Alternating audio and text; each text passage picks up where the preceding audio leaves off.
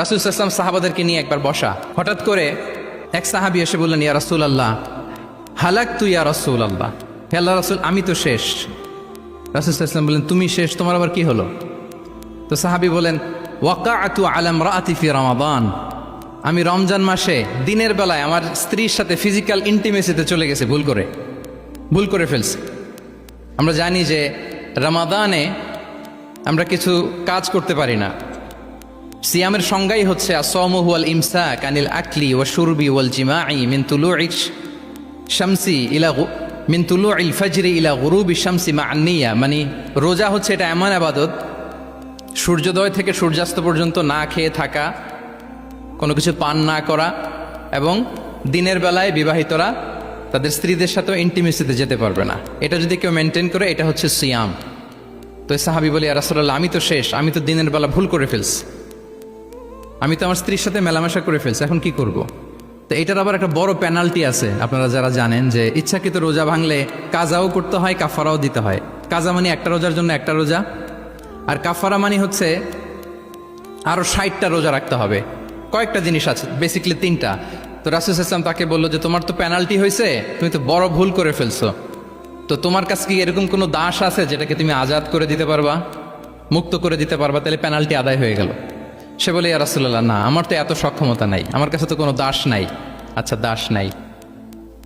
তো রাসূল সাল্লাল্লাহু আলাইহি ওয়াসাল্লাম বললেন, তাইলে তুমি টানা 2 মাস রোজা রাখতে হবে, তাইলেও পেনাল্টি হয়ে যাবে, আদায় হয়ে যাবে, পারবা?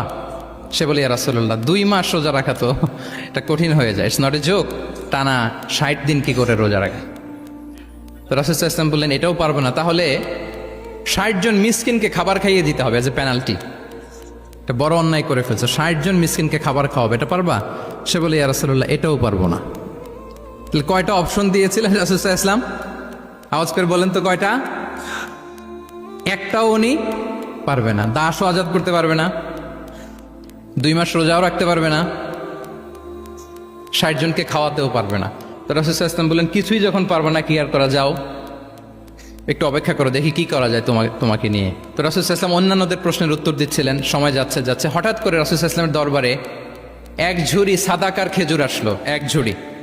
তো সাদাকার এক ঝুড়ি খেজুর দেখে রাসূল সাল্লাল্লাহু আলাইহি ওয়াসাল্লাম বললেন, ওই ব্যক্তিকে ডাকো যার কিছু নাই, কিছুই করতে পারবে না। ডেকে আনা হলো।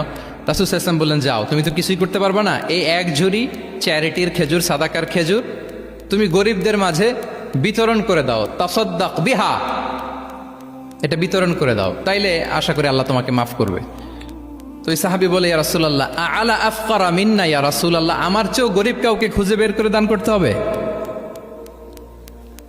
রাসূল সাল্লাল্লাহু আলাইহি ওয়াসাল্লাম বললেন, হ্যাঁ, গরিবকেই তো দিতে হবে। তো উনি বললেন যে, রাসূলুল্লাহ পুরো মদিনার তল্লাটে আমার চাইতে গরিব কেউ আর নাই, আমি সবচাইতে গরিব। ফাদাহিকা রাসূলুল্লাহ হাত্তা বাদাত আনিয়াবু, একথা শুনে রাসূল সাল্লাল্লাহু আলাইহি ওয়াসাল্লাম হেসে দিলেন, এত হেসে দিলেন যে রাসূল সাল্লাল্লাহু আলাইহি ওয়াসাল্লামের এই পাশের চোয়ালের দাঁত দেখা গেল। এত বেশি হাসেন না উনি, নিজেকে ধরে রাখতে পারলেন না, হাসি আটকে রাখতে পারলেন না। ফাদাহিকা রাসূলুল্লাহ, হেসে দিলেন, হাত্তা বাদাত আনিয়াবু, ওনার দাঁতের এপাশ ওপাশ দেখা গেল।